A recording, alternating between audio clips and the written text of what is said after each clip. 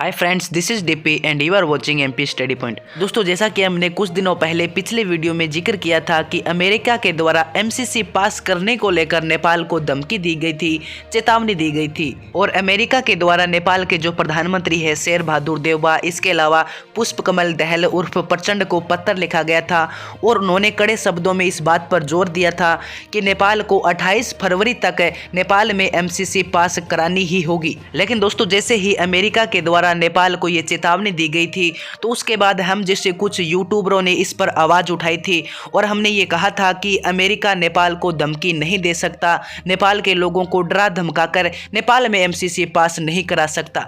इसके अलावा दोस्तों, नेपाल के मीडिया ने भी इस पर आवाज़ उठाई थी और हमने स्पष्ट शब्दों में कहा था कि अमेरिका नेपाल में इस तरह से एमसीसी पास नहीं करा सकता।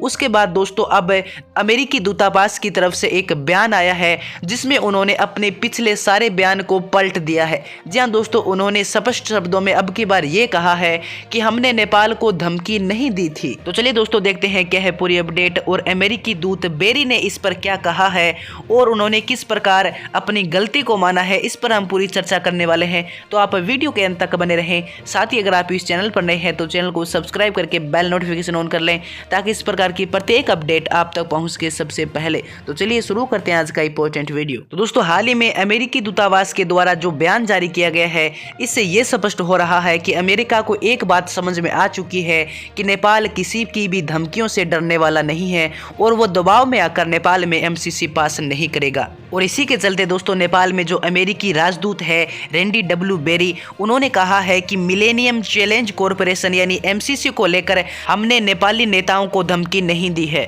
वहीं दोस्तों, पत्रकारों को एक समूह के साथ बात करते हुए अमेरिकी दूत ने कहा है कि हमने नेपाली नेताओं को धमकी नहीं दी है, ये बिल्कुल गलत है, लेकिन हम सिर्फ नेपाल से अपनी प्रतिबद्धताओं को पूरा करने के लिए कह रहे हैं। उन्होंने कहा है कि अमेरिकी अधिकारियों ने नेपाली नेताओं के साथ चर्चा की है, लेकिन कुछ मीडिया और ऑनलाइन पोर्टल इसको अलग तरीके से दिखाने की कोशिश कर रहा है। इसके अलावा दोस्तों, उन्होंने ये भी कहा है कि नेपाली नेता नेपाल में एमसीसी पास करे या फिर न करे, ये उनका निजी मामला है और अपने मामलों में निर्णय लेने का नेपाल को पूर्ण अधिकार है। नेपाल पूर्ण रूप से स्वतंत्र है। इसके अलावा दोस्तों, राजदूत रैंडी बेरी ने यह भी कहा है कि नेपाल के वादे को पूरा करने में वर्षों की देरी के बाद हम बस यह कहते हैं कि समझौते की पुष्टि करने के लिए मतदान किया जाए ताकि लोग अपने निर्वाचित अधिकारियों के माध्यम से अपनी बात कह सके।